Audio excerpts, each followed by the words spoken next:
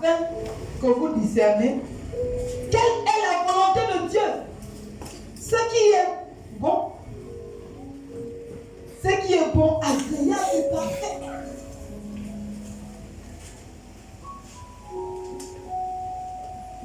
Ce qui est bon, agréable et parfait.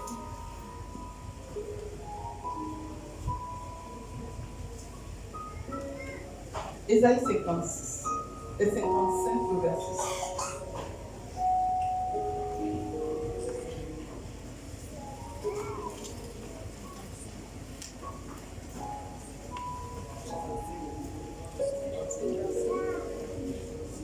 À partir du verset 6. Ésaïe 55, à partir du verset 6. Cherchez l'Éternel pendant qu'il se trouve. Invoquez-le tandis qu'il est prêt. Que le méchant abandonne sa voie et l'homme d'iniquité ses pensées. Qu'il retourne à l'Éternel qui aura pitié de lui, à notre Dieu, qui ne se lasse pas de pardonner. Car mes pensées ne sont pas vos pensées. Car mes pensées ne sont pas vos pensées. Et vos voix ne sont pas mes voix. Et vos voix ne sont pas mes voix. Bien-aimés, nous avons une certaine manière de marcher. Nous avons pris une certaine habitude de marcher. Lorsque nous étions dans le monde.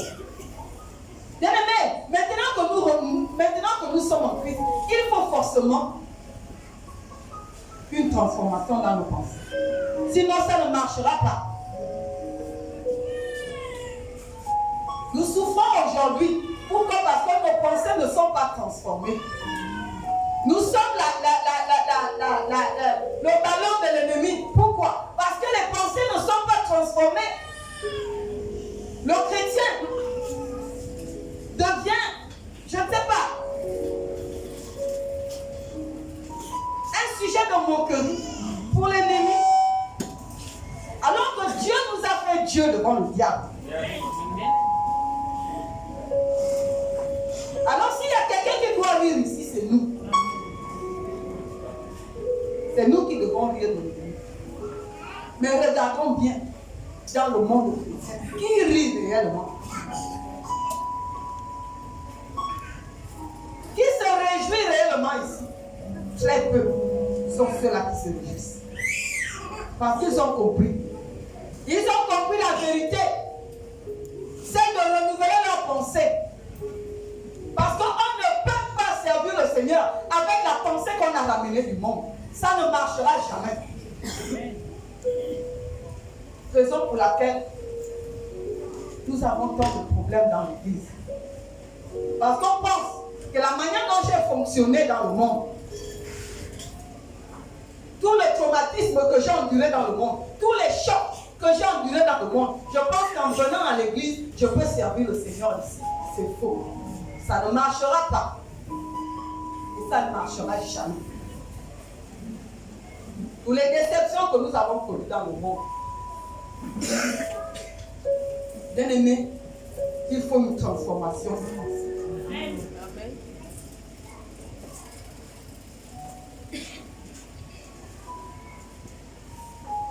On a peut-être eu un père dans le monde. Un père. Un géniteur qui nous a élevés. Bien aimé, s'il nous a traités durement, ce qui est sûr, c'est que lorsque nous venons en Christ, nous allons voir Dieu comme un père dur. Alors il faut renouveler les pensées. Il faut que les pensées soient renouvelées pour que nous puissions voir Dieu tel qu'il est, en tant qu'un Dieu d'amour, un Dieu de miséricorde, un Dieu de compassion, qui ne se lasse pas de pardonner, selon Isaïe. Alléluia.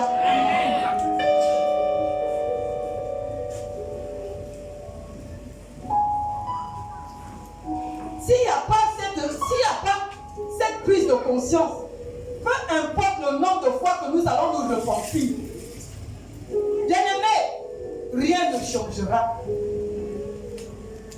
Rien ne va changer. Rien ne va changer.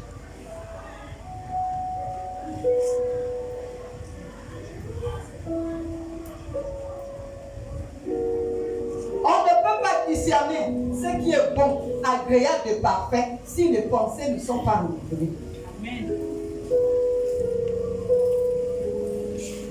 Et pour renouveler les pensées, qu'est-ce que je dois faire? Il me faut aller dans la parole. De vous et moi. De vous et moi. Combien de fois nous partons vers la parole? Soyons honnêtes. La Bible dit, Jésus 1 va dire, médite ce livre de la loi jour et nuit. Est-ce que nous le faisons? Point d'interrogation. Ce qu'il faut aujourd'hui, que le traumatisme que nous avons enduré dans le monde, bien que nous soyons en Christ aujourd'hui, 10 ans de conversion, le même traumatisme est toujours là. Mais comment est-ce possible?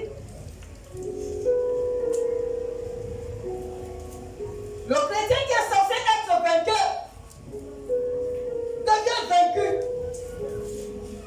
Pourquoi? Parce qu'il a eu un mauvais père dans le monde. Alors, quand il vient à Christ, tout de suite, il confond Dieu à son père qu'il a élevé dans le monde. Elle a été déçue par les hommes. Alors, quand elle vient dans le Christ, elle mélange tout le monde. Il suffit qu'un homme s'approche. Même si cet homme a de bonnes intentions, tout de suite, elle va le confondre. Même si c'est quelqu'un que Dieu a préparé pour elle, tout de suite, elle va confondre cet homme à tous ceux qui l'ont roulé dans la farine dans le monde. Pourquoi? Parce que les pensées ne sont pas renouvelées. Mais jusqu'à quand nous allons évoluer ainsi? La repentance, ce n'est pas seulement dire à Dieu pardonne-moi. Bien aimé, ça là, je suis fatigué de ça. De m'asseoir là et dire à Dieu simplement pardonne-moi. J'ai fait ci, j'ai fait ça. Mais il est temps que ça change. La chose pour laquelle je suis venu, la chose qui m'amène sans cesse à chaque fois devant le Seigneur, pour dire tout le temps à Dieu, Seigneur, pardonne-moi, pardonne-moi, il faut que cette chose s'en aille. Yes. Il faut que ce comportement me libère. Et pour ça, je dois transformer mes pensées. Yes. Bien-aimé, la parole de Dieu ne peut pas affecter ton comportement s'il n'a pas affecté tes pensées. Amen. Alléluia. Amen. Si la parole de Dieu n'a pas pris le contrôle de tes pensées, si la parole de Dieu n'a pas déjà commencé à affecter tes pensées, ton comportement ne peut pas être affecté par la parole. C'est la parole qui libère. La Bible dit que vous connaissez la vérité et la vérité vous rendra libre. La vérité va vous rendre libre. La prière agit, c'est vrai, mais la prière n'est pas au-dessus de la parole. Yes.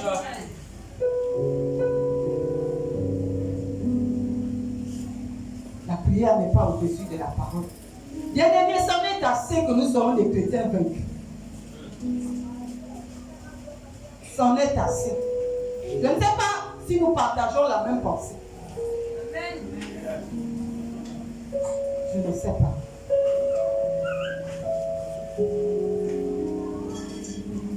Je ne sais pas. Bien-aimés, faites tout ce qu'il faut. Faisons tout ce qu'il faut. Proclamons la parole à haute voix. Méditons-la. Pour qu'elle affecte nos pensées et qu'ensuite notre comportement soit affecté.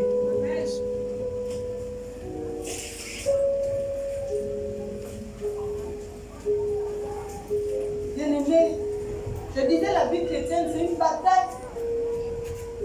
C'est une bataille. C'est une bataille. C'est pas venir danser, c'est pas ça. C'est une guerre. Amen. C'est une guerre.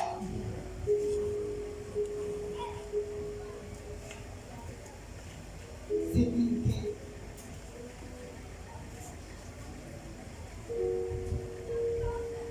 cette guerre, pour la gagner, si on ne change pas nos pensées par la parole, bien-aimé, même si c'est 30 ans dans le Seigneur, ça ne marchera pas. Voilà pourquoi nous avons autant de chrétiens charnels dans l'église. Tu ne peux pas piétiner quelqu'un. Tu ne peux pas, je ne sais pas, commettre une erreur. Tu ne peux pas. On ne peut pas te trouver un pouce sur la tête. On ne peut pas te trouver une tête. Ça devient un problème. Aujourd'hui, on trouve encore des chrétiens qui, pour pardonner, c'est difficile. C'est compliqué. On trouve encore des chrétiens où, lorsque celui-là se met en colère, pour le calmer, non. Vous pouvez mettre des heures et des heures.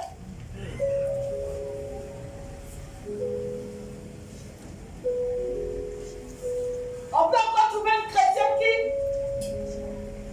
lorsqu'elle ramasse quelqu'un, bien aimé, et tout cela c'est le domaine de Satan. C'est le domaine du diable.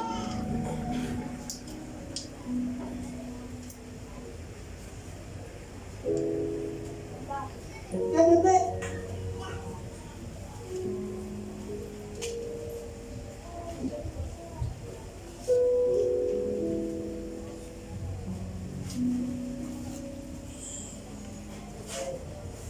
nous sommes là, mais nous voulons toujours corriger Dieu.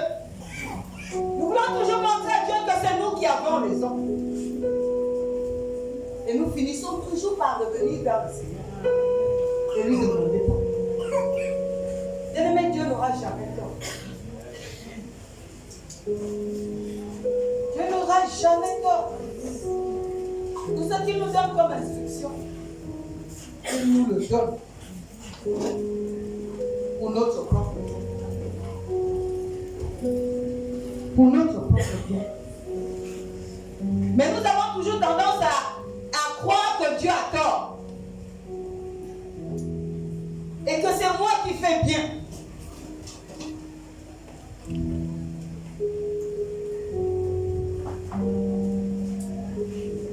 Bien-aimés, nous pouvons le faire. Et ce que nous pouvons faire ici, c'est quoi? C'est nous engager réellement à renouveler nos pensées. Ça ne sera pas facile. Ça ne sera pas du tic au tac.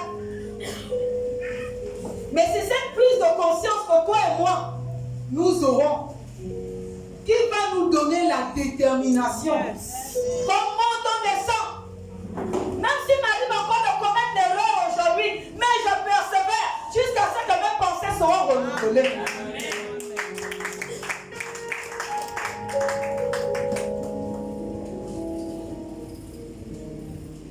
Bien-aimés, beaucoup d'entre nous, nous citons les versets bibliques. Pourquoi? Parce qu'on entend couramment les versets bibliques. Lorsque par exemple le pasteur prêche, lorsque quelqu'un prie et qu'il cite des versets comme ça, on prend conscience. On sait que Matthieu, Luc 10, 19. Hier j'étais à la prière, j'ai entendu quelqu'un dire, Seigneur, tu as dans ta parole dans Luc 10, 19. Tu m'as donné le pouvoir, tu nous as donné le pouvoir de marcher sur les serpents et les scorpions. Bien-aimé, ça là, je suis passé par là. C'est-à-dire quand tu pries dans l'assemblée avec les autres, les oreilles sont ouvertes. Tu entends les prières des autres. Et tu enregistres. Tu entends quelqu'un donner un verset, ça reste là. Et toi aussi, à chaque fois, Seigneur, tu as dit dans ta parole. Mais est-ce que toi-même tu es allé à la rencontre de cette parole? Bien-aimés, nous négligeons tellement la parole. Et que dit la parole par rapport à la négligence?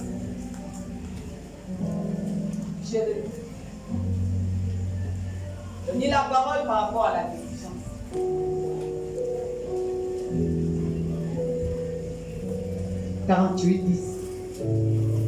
Jérémie 48, 10 dit: maudit soit celui qui fait avec négligence l'œuvre de l'Éternel. Alléluia. Amen. Maudit soit celui qui fait avec négligence l'œuvre de Dieu. Bien-aimés, nous sommes dans la négligence, nous sommes dans la malédiction. Pas parce que le diable profite, il ne fait que profiter. Il ne fait que profiter. Mais moi je dis, c'en est assez. Que je sois dans cette malédiction. Pourquoi? Parce que je fais l'œuvre de Dieu à ma manière. Selon mes pensées. Quand je veux lire la Bible, je lis. Si je fais une semaine, c'est pas grave. Ah bon? Es-tu sûr que c'est pas grave? Apocalypse dit malheur à la terre et à la mer.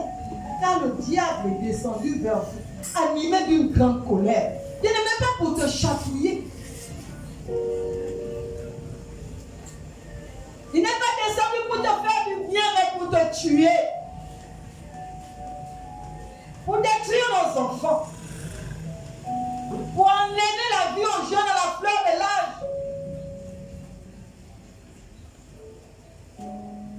Pour que nos chrétiens soient un échec dans tous les domaines.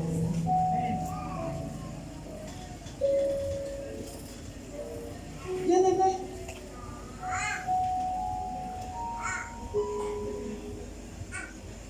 alors bien-aimés, nous pouvons, selon Philippiens 4,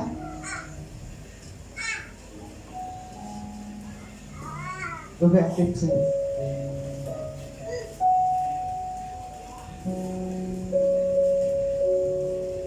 Nous pouvons le faire.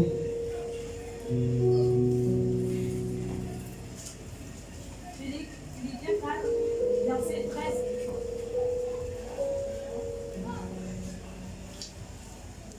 Il dit: je puis tout par celui qui me fortifie. Je puis tout par celui qui me fortifie. Je peux tout faire par Christ qui me rend fort. Tu peux tout faire par Christ qui te rend fort. Mais cela demande une chose, une réelle prise de conscience. Sinon, ça ne marchera pas. La vie chrétienne sera un échec. Et on va voir un chrétien qui, à cause d'une situation, se décourage, arrête de venir à l'église. Bien-aimé, et ça c'est terrible. Aujourd'hui, on rencontre encore des chrétiens où à cause de la fatigue, je ne suis pas allé à l'église parce que j'étais fatiguée. Ah, la fatigue, le linge, ou encore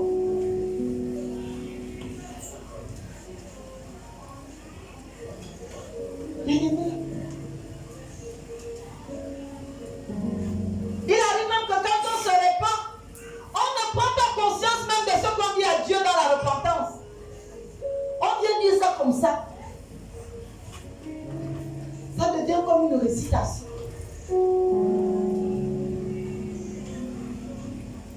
Seigneur, pardonne-moi, néné, c'est fini. Bien-aimés, nous avons trop fait ça. Toi et moi, nous avons trop fait ça. Le temps est arrivé pour toi et moi de nous révolter. Mais je ne peux pas te forcer. Personne non plus ne peut me forcer. Bien-aimé, tout dépendra de ta prise de conscience. Sinon, on pourra prêcher 10 000 messages. Ça va rentrer d'une oreille. Ces messages vont sortir de l'autre oreille. On dira Dieu ne m'aime pas. Mais comment? C'est pas que Dieu ne nous aime pas. Romain dit, afin de discerner quelle est la volonté de Dieu, ce qui est bon, sain et agréable. Si je ne suis pas dans la Je suis dans la volonté. Alléluia. Il y a deux entités sur la terre. Nous avons une première entité qui est Dieu. La deuxième entité qui est Satan. Si tu n'es pas dans la volonté de Dieu, bien-aimé, tu es sous, n'est-ce pas, la volonté de la deuxième entité. Si ce que je fais ne cadre pas avec la parole de Dieu, alors ça veut dire que ce que je fais cadre avec les œuvres des ténèbres. Aujourd'hui, on aime arranger les choses, c'est-à-dire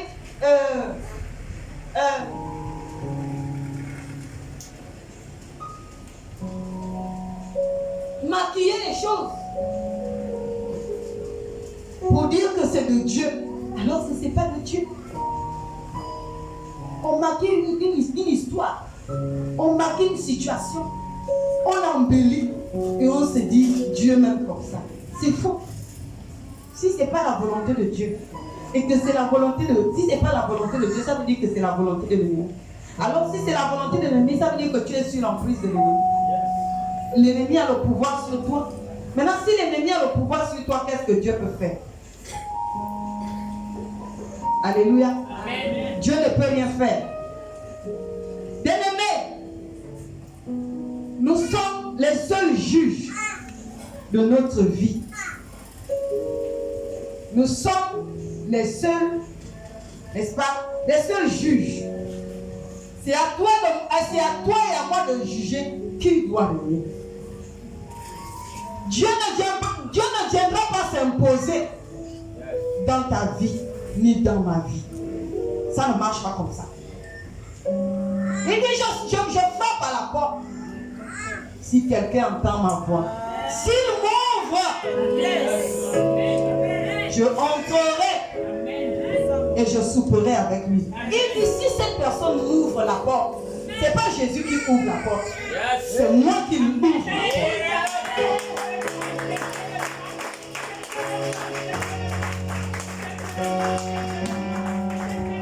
C'est moi qui lui ouvre la porte.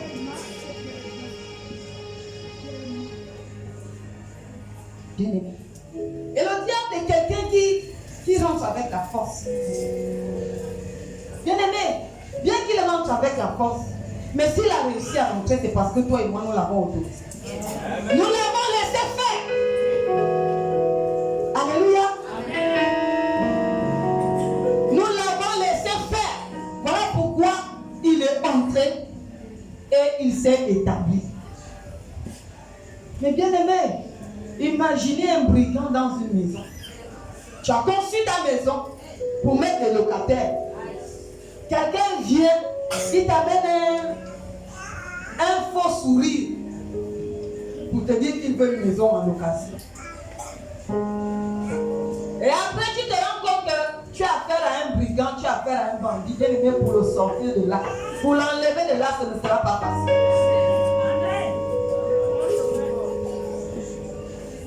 Ce ne sera pas facile. Pour sortir le diable de ta vie, pour sortir le diable de ma vie, bien aimé, c'est la guerre. La Bible l'appelle l'ennemi de nos âmes.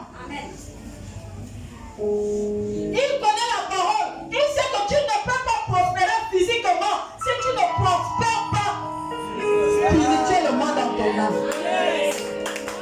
Alors il vient te pourrir l'âme.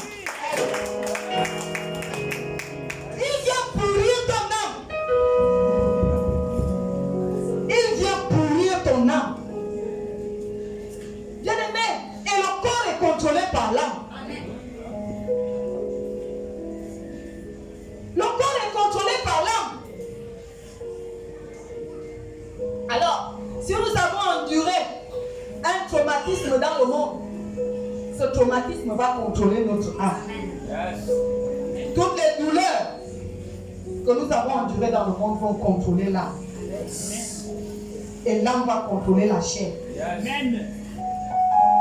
Ce qui fait que lorsqu'on provoque quelqu'un, tellement dans le monde, il a appris à réagir par la colère.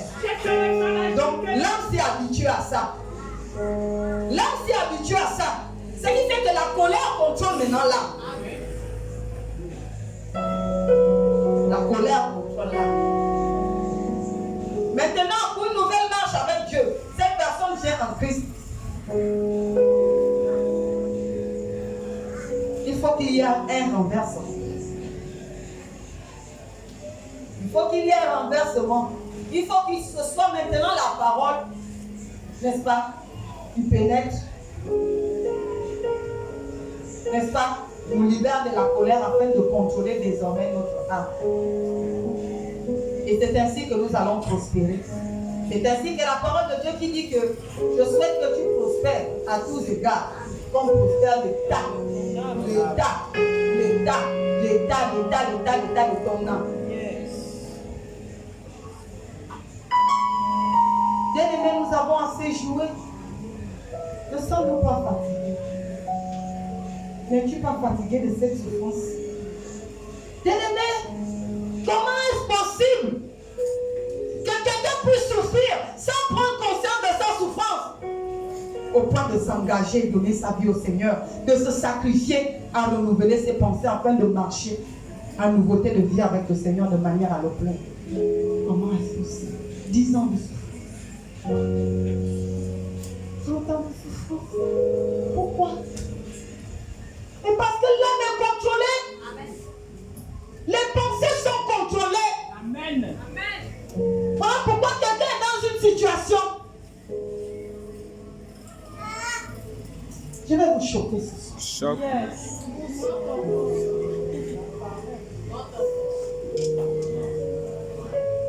Bien-aimé, je vais vous choquer.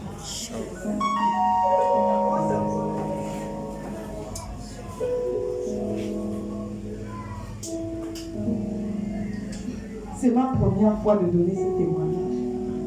Bien-aimé, je donne ce témoignage avec beaucoup de courage. Mais je vais le donner. Tu vas rire de moi, c'est vrai. Mais c'est vrai. Alléluia. Amen. C'est rien. Le plus important, c'est la gloire de Dieu dans la vie. Et bien, je sais que la même manière que Dieu a commencé, il va achever.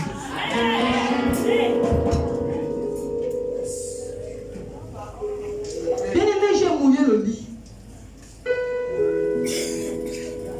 pendant des années.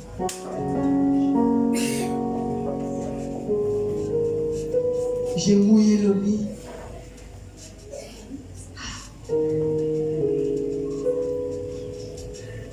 J'ai mouillé le lit pendant des années.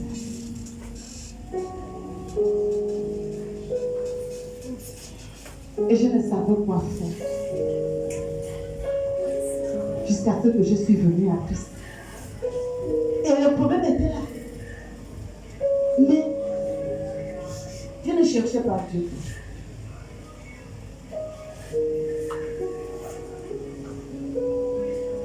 Jusqu'au jour où Dieu s'est souvenu de moi.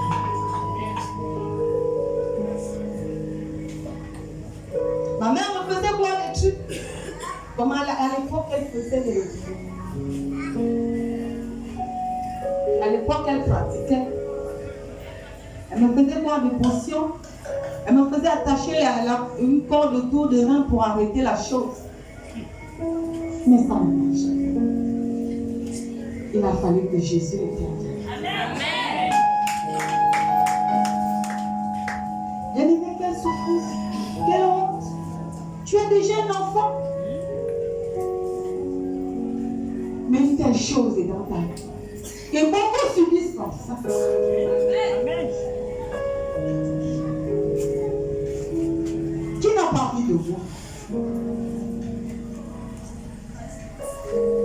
Qui n'a pas envie de voir? Bien-aimé.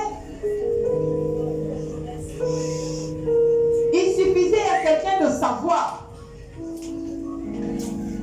J'étais un sujet de mon folie.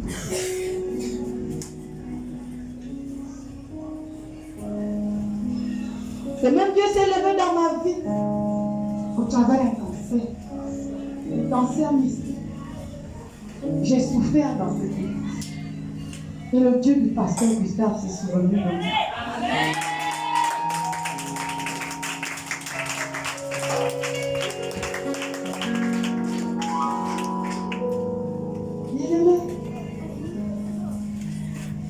Beaucoup d'entre nous ici, nous avons des problèmes. Nous avons tellement de problèmes. Mais nous nous asseyons dessus. Comme un tabouret. Parfois, on vit comme si de rien n'était. On manque d'église. On ne lit pas la parole. Pour prier, c'est difficile. Et on veut que Dieu se manifeste. Quel Dieu? Quel Dieu?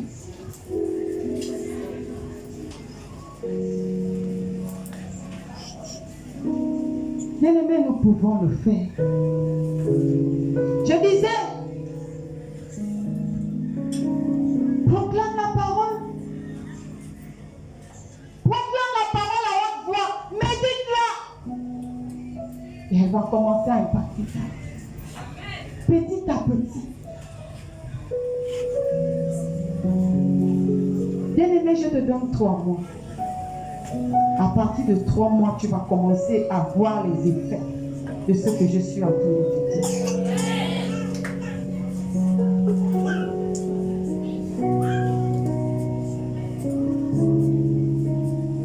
J'ai donné des listes de déclarations à certaines personnes. Bien-aimé, si ces personnes respectent chaque jour 10 minutes de ta vie, y compris la méditation de la parole. Bien-aimé, à partir de 3 mois, tu vas commencer à voir quelque chose dans tes pensées. Si tu respectes 10 minutes de ta vie par jour, 10 minutes de ta vie, ce n'est pas beaucoup. Et le temps que tu prendras encore pour la méditation, tu verras. Mais bien aimé, sans une réelle prise de conscience, je répète et je répète, ça ne marchera pas. Tu commenceras et tu vas arrêter. Parce que l'ennemi va te faire la guerre. Alléluia. Donc nous pouvons le faire. Nous pouvons le faire. Tout dépend de ta prise de conscience. Si tu es d'accord avec moi, dis Amen. Tu vas te lever et nous allons prier. Bien-aimés, nous allons dire à Dieu de nous accorder la grâce, de prendre réellement conscience.